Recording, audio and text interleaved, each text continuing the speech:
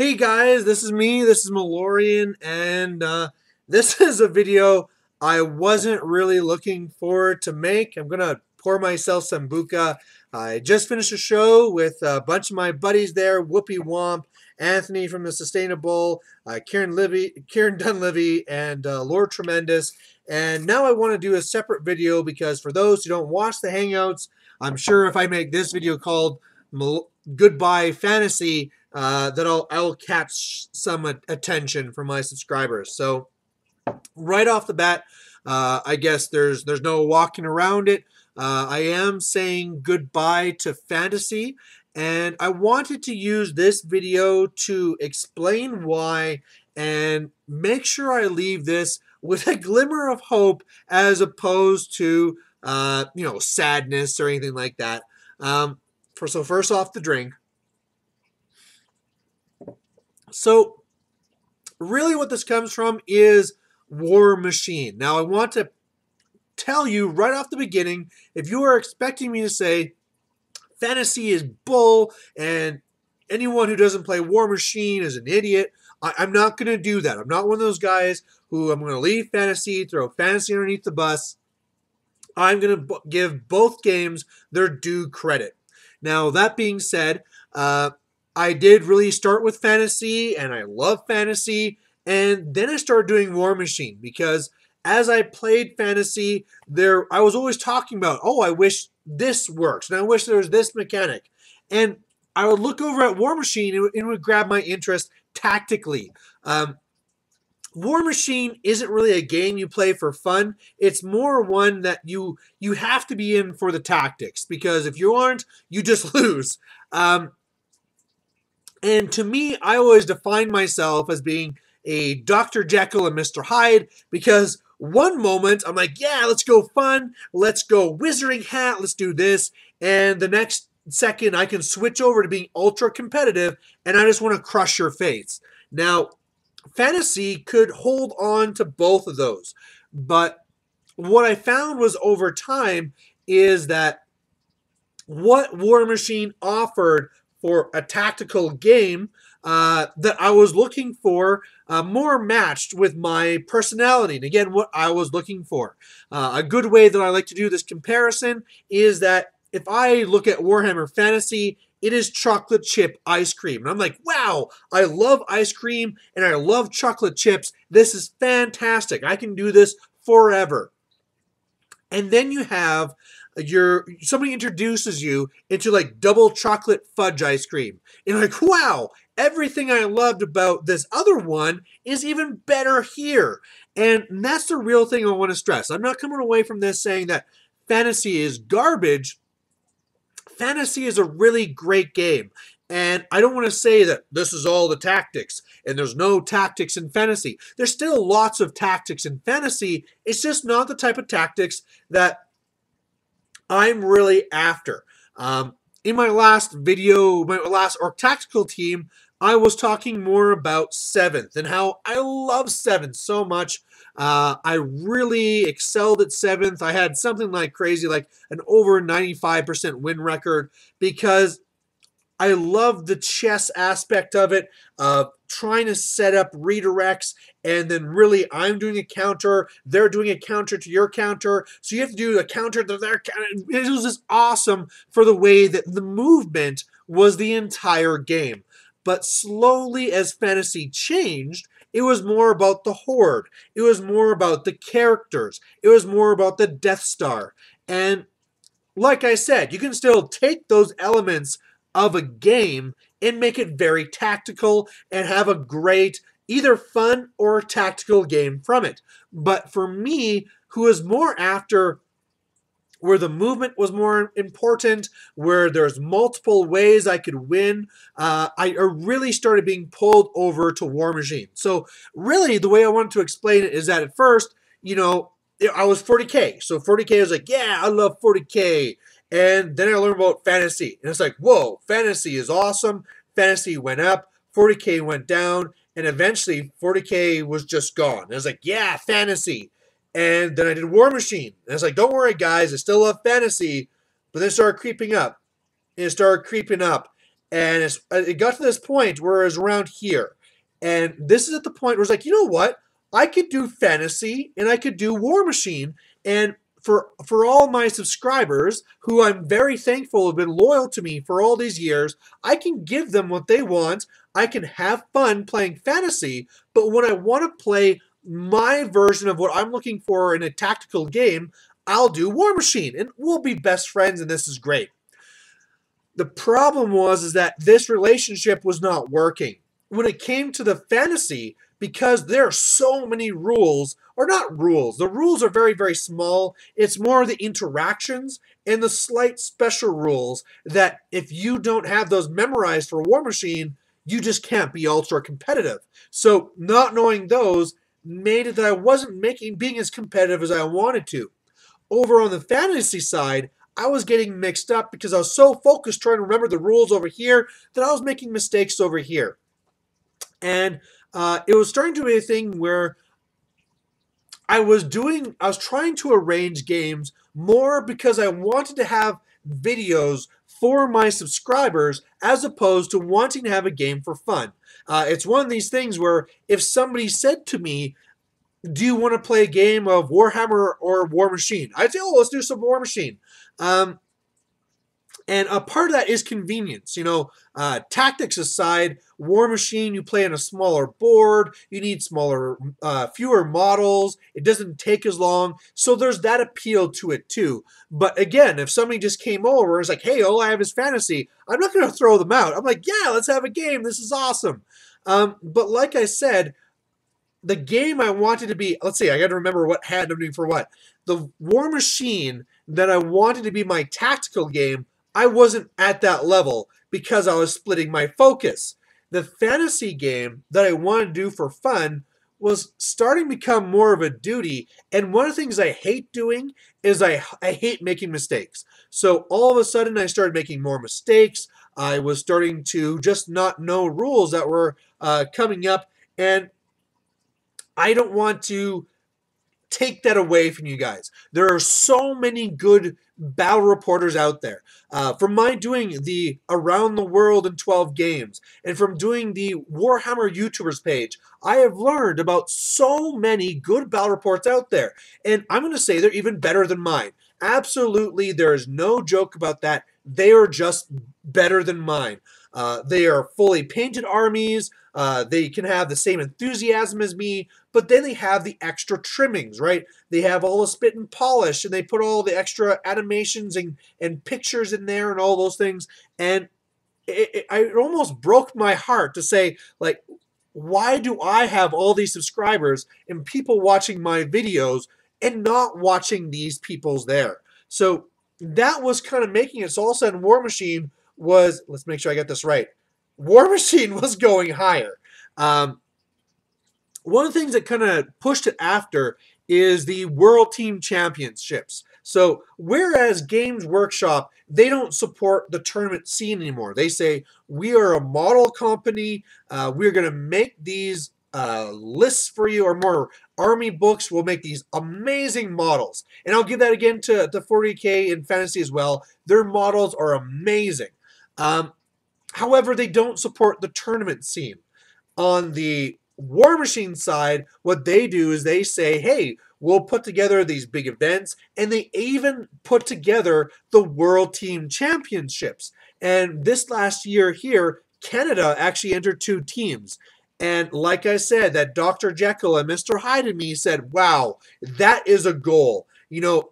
If ever before I was like, yeah, competitiveness, I want to win this tournament, that's one thing, to come home with that tournament, and I got trophies downstairs, but it really goes to the next level to say, you know what, I'm going to be on Team Canada, and I'm going to go and fight against people all across the world, right? This last one here was in Poland, the next one is going to be in Ireland, and I know that if I want to make it on this team, I have to focus. I have to be a person that will dedicate myself to learning the rules, learning the interactions, getting those games in, and getting the wins in, the tournament wins, so I can earn a spot on that Team Canada. So once I had that goal, it really said, like, wow, you know what? that War Machine is now really up here. In fantasy, I was realizing I'm only doing it.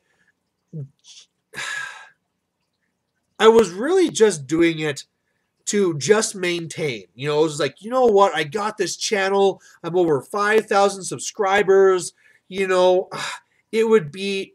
I remember when I was first getting into fantasy. And on YouTube, there was Vol SC, and he actually did exactly the same thing. He was in fantasy and went to War Machine. I was one of these guys who was like, come on, Vol, when are you going to come back to fantasy? And every single time he put up a War Machine one, it's like, what the hell? You know, downvote, this is stupid. And, you know, and then finally understanding, you know what, that's his thing, whatever. And so there was that, knowing that at some point you do have to let go.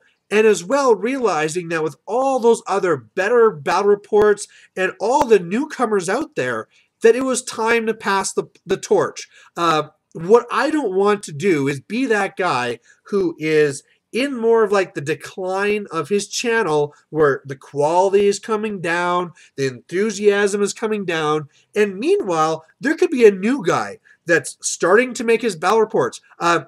A great one I can give you an example of, because he's really fairly new with doing the channel, is MC1 Gamer, where he puts on a great channel, giving very great tactical insight, giving updates right away, but he doesn't have very many subscribers, and I almost feel like I'm being greedy holding on to them. It'd be better just to say bye to everyone, send them out, let them find these better and more enthusiastic channels and enjoy them and give them the viewers that they deserve. So I could be wrong with this. I'm sure I'm going to have a lot of comments saying, Malorian, stay with it and do this. Come on, please.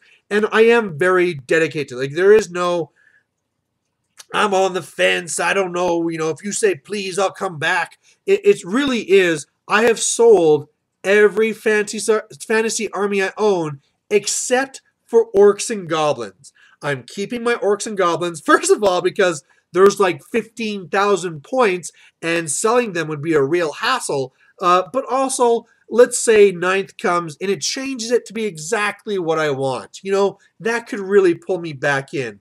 Or let's say I get called over for the random fun game. Hey, I got my orcs and goblins. I can build any list I want.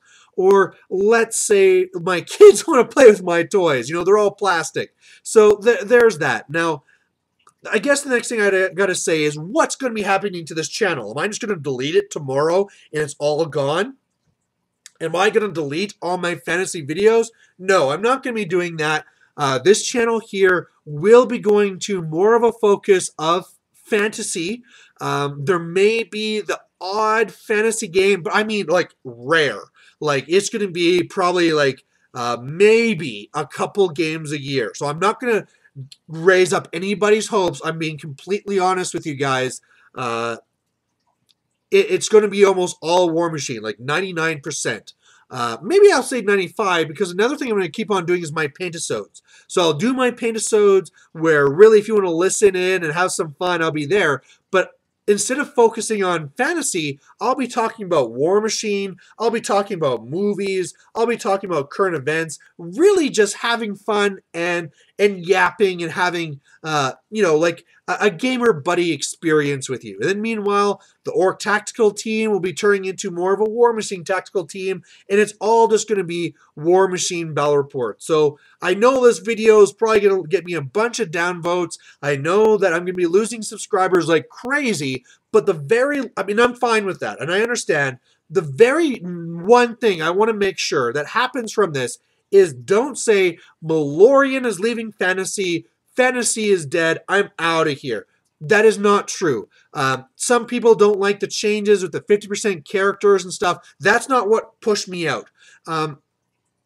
Play fantasy. It's still a great game. There's still some, not still some, there are exceedingly more and more all the time great battle reporters out there, and you know, just go and see them. And that's why I have the Warhammer YouTubers. You can always find them there. With my Around the World in 12 Games, I'm showing you tons of battle reporters there, and there is just so many from you to pick from. So please, if you do unsubscribe from me, I will not grudge you at all. I'm not going to key your car. All I ask is go out there and look at everybody else who's out there and please subscribe to them, because I know that if you lose that one ringleader that says, yeah, fantasy, yeah, whatever system you love, you can start losing love in the game. And I don't want to see fantasy disappear. I want to see fantasy staying very strong.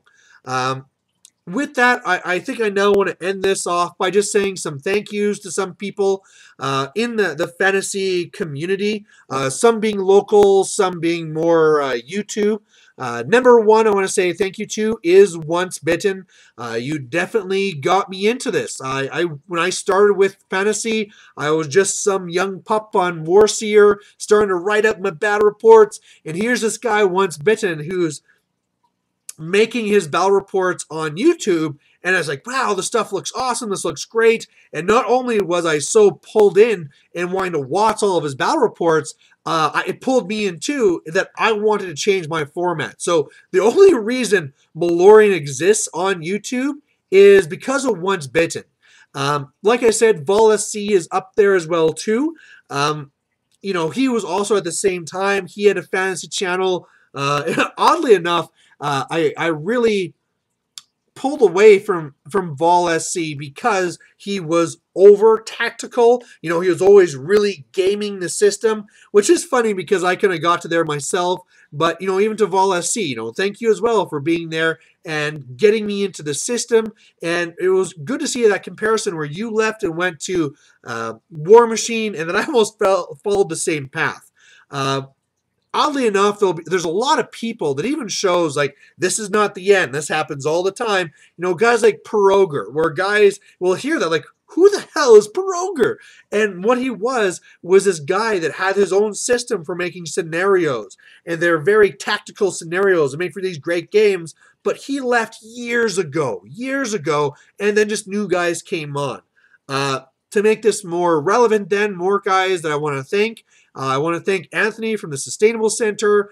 You know, loved always seeing the reports there, seeing the emotion behind it. The, you know, even though it was like an opposite of me, where I'm positivity and you're negativity, it was great to see you come on and give that real, you know, down to the earth response to everything, and be able to give, you know, like, this is why GW is doing it. It's wrong. It's business. Blah blah blah.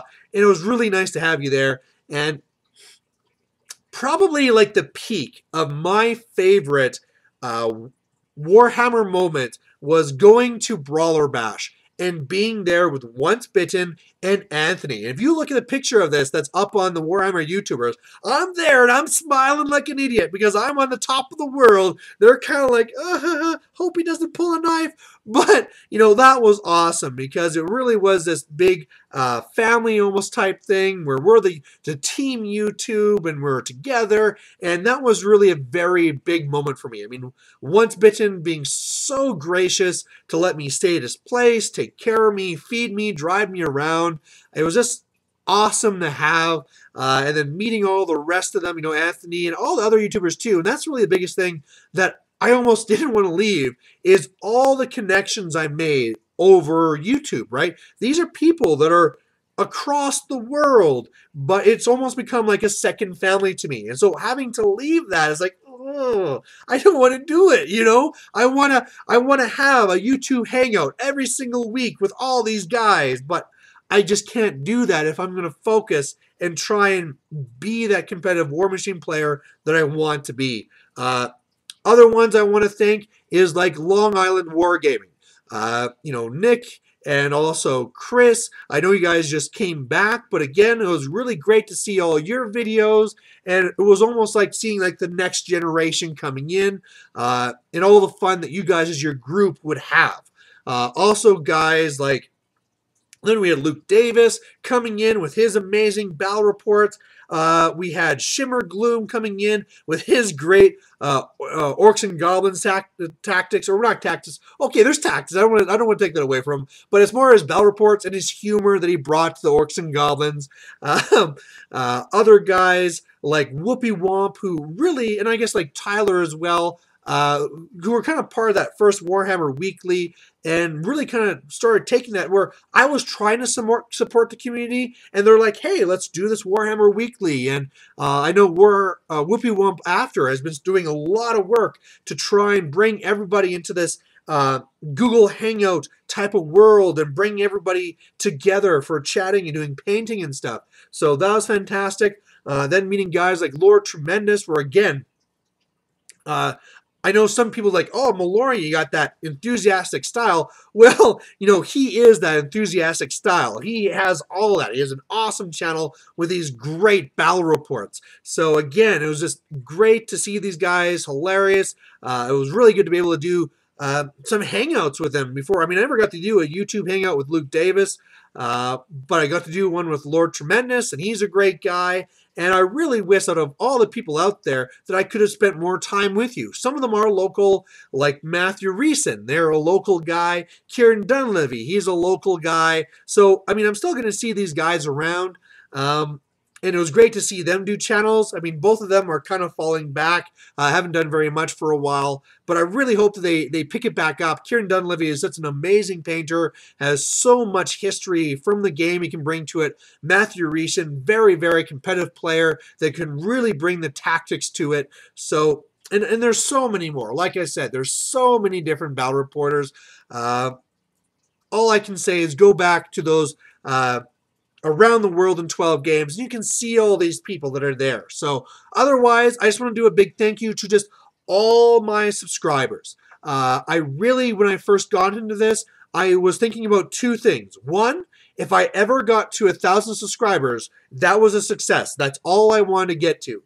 And two, if I ever got to the point where I had more videos than some subscribers, I knew I was probably just blowing my own horn. But amazingly, even though I had a lot of BS over the years, people kept on subscribing and joining. So thank you for putting up with my craziness. Cheers to all you. And that's really it. I really hope that you're going to enjoy fantasy and keep going on. Unfortunately, my part with fantasy is now done, but who knows? Maybe in a year or two when Ninth comes out, I might come back. So we'll see. Look to the sunrise on the third day. I might be there, but otherwise, this is Malorian, and love all you guys for watching on my channel and being with me for all these years. So catch you later, and bye.